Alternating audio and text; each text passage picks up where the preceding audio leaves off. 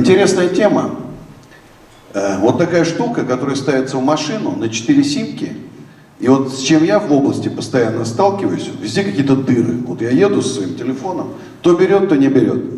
А 4 симки дают, в общем-то, гарантию того, что вы будете все время, значит, в интернете. Мне, кстати, на мой автобус мой делает, вот я не знаю, чью поставили уже такую штуку, сейчас они ее там строят. А на свою следующую машину я с удовольствием, она уже пришла, поставил бы ваши системы разработку. Я думаю, что наши. Добрый день, меня зовут Антон Есин. Немножко расскажу про цифровизацию, про нашу роль в цифровизации и что такое цифровизация, в том числе для небольшой компании. Потому что здесь выступали, конечно, и академия, и большие компании, может быть, наш опыт тоже будет интересен. Расскажу про нас. Мы группа математиков, которая в тот момент, это было около 15 лет назад. Кстати, доверяйте трендам, я согласен с первым докладчиком.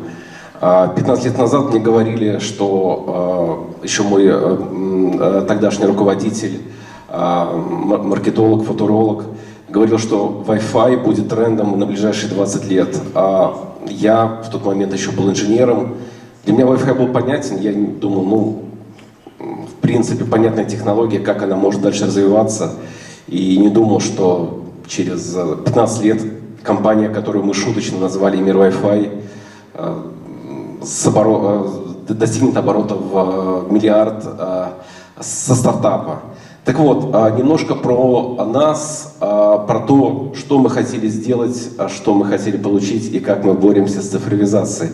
Как уже было сказано, да, то есть я сразу перехожу к тому, что мы делаем. Наша задача была в тот момент решить самую сложную задачу в области связи. Мы, правда, не хотели быть акулами рынка. Просто было интересно разработать устройство, которое дает стабильную связь интернета в любом месте. В тот момент эту задачу не решал никто, ни в Америке, ни в Европе. И мы рискнули. Соответственно, разработали устройство и начали прежде всего его предлагать в автомобиле, как правильно было сказано нашим уважаемым модераторам, для богатых клиентов, в Авилон, Панавто, в этот рынок. Вот. Но потом, в силу того, что, как я говорил, доверяйте трендам, цифровизация нас сама нашла, рынок. Мы в силу того, что стояли по рынку, как оказалось, эта технология неожиданно нужна быть всем, просто потому что цифровизация требует прежде всего очень быстрого интернета, больших каналов. И более того, я помню, когда только начиналось 4G, ко мне подходили люди и говорили: окей, начинается 4G, 4G покроет всю страну, будут колоссальные каналы, вы уйдете с рынка.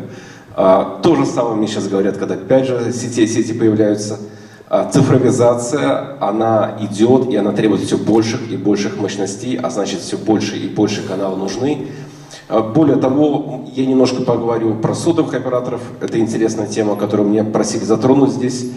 Ни один из сотовых операторов никогда не дает стопроцентного покрытия, поэтому мы всегда будем нужны здесь.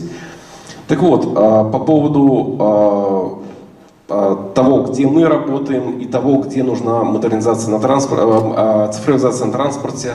Ну, это прежде всего любой транспорт, речной транспорт, автомобильный транспорт. И расскажу, где мы сейчас и как мы к этому пришли. Если вы идете по пути цифровизации и вы стоите по тренду, то, опять же, бизнес сам вас найдет. В данный момент, я думаю, что мы являемся одним из крупнейших в мире производителей устройств для каналов связи. И из маленького стартапа с 3 людьми, который просто пытался сделать что-то интересное, у нас были колоссальные амбиции, именно научные. Вот. Мы переросли в компанию, которая сейчас фактически является большим оператором связи. Весь транспорт города Москвы, 99% всего РЖДшного транспорта, то есть всех поездов, катаются на нашем оборудовании. Вот все премиальные дилеры, как раз все топовые ателье, которые переделывают автобусы, мобильные офисы. Кстати, мне уже написали, что вашу как Да, раз систему ставят. Это да? хорошо, да. В этом плане, да, то есть как бы, ну, есть у нас, конечно, сейчас уже конкуренты, есть мировые конкуренты, и на самом деле в какой-то момент мы немножко запоздали с выходом на международный рынок, но, откровенно говоря, российский рынок сам по себе, он был достаточно объемен, и, в общем-то, нам было тяжело перейти на ту ступень. По поводу того, как цифровизация проходит в бизнес и в госку. Часто думают на самом деле, что там, для того, чтобы работать на больших госконтрактах, нужны какие-то сверхсвязи, нужны, не знаю, там, олигархические акционеры. Это странно, но Мосгортранс нам позвонил сам. То есть вот был ко мне звонок просто на сайт, позвонили люди из Мосгортранса и говорят, мы сейчас думаем, как решить задачу, чтобы у нас на автобусе был стабильный канал интернета. Нас пригласили в рабочую группу, так мы оказались в проекте. Я также помню по поводу того, что очень тяжело внедряется модернизация. К нам поступил в свое время звонок откуда из Урала. Мы в тот момент были небольшие, работали только по Москве. И человек очень ломанно начинал говорить, что у него есть поезд, есть антенна, он не понимает, что делать. Был набор слов, из которых было ничего не понятно, да, то есть как бы это, как оказалось, потом звонил главный инженер Уральских локомотивов.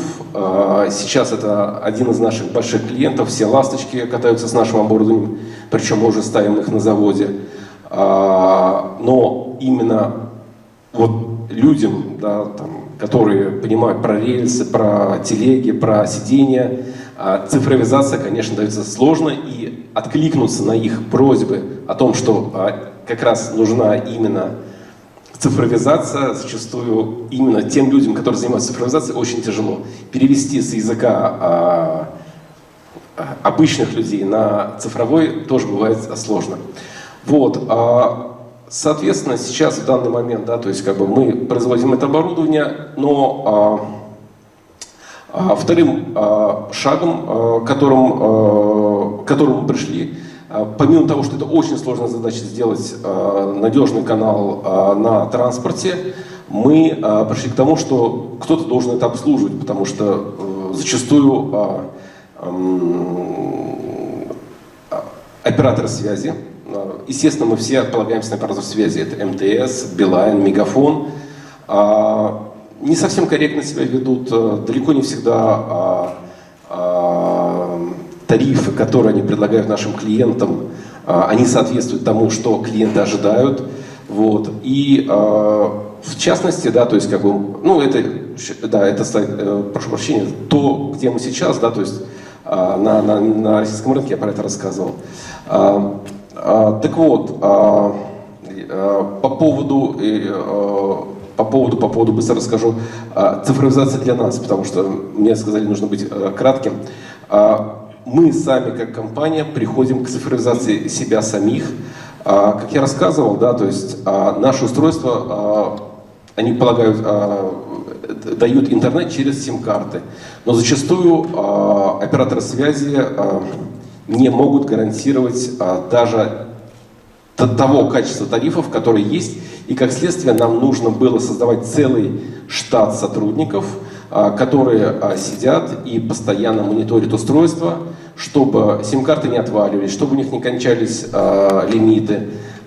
Более того, на самом деле сим-карты бывают разные, и они представляются не только операторами, но какими-то посредниками. Более того, если вы покупаете сим-карту в разных отделах Мегафона, качество сервисов на них разное, приоритеты на них разные. И каждый раз, сталкиваясь с этим, мы поняли, что нам нужно цифровизировать в том числе себя.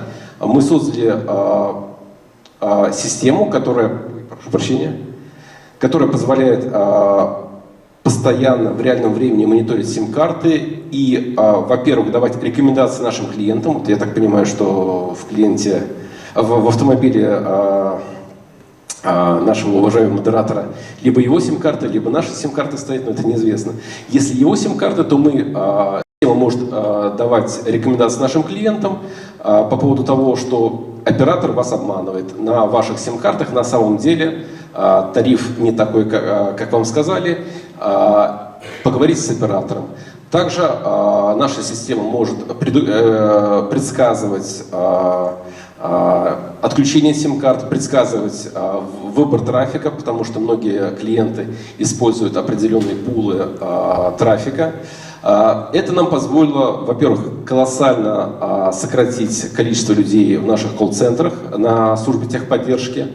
Также мы смогли организовать полноценную продажу хороших пакетов с хорошими проверенными картами нашим клиентам.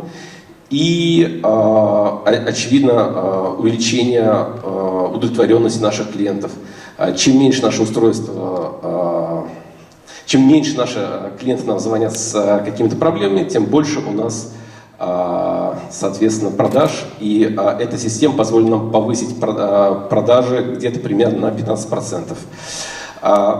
Цифровизируйте себя, даже если вы цифровизатор. В данный момент мы пытаемся выйти в том числе на международный рынок, который на самом деле вообще не развит. Если мы смотрим как раз на тренды, то с точки зрения транспорта Россия, наверное, входит в топ-3 страны. Даже Siemens в данный момент, кстати, поезда Siemens, которые сейчас приходят в Россию, они уже идут с предустановленным нашим оборудованием. Но в Германии, если, например, едете в быстрых поездах, там нету ни интернета, ничего. То есть то же самое касательно автобусов. Рынок растет, и в этом плане, кстати, вот Россия одна из, наверное, передовых стран по цифровизации всего транспорта, который мы есть. Но Москва, наверное, там, входит там, за Сингапуром, они всегда сражаются, кто лучше. Вот, поэтому, наверное, все по поводу нашего доклада. Вот, да. Спасибо.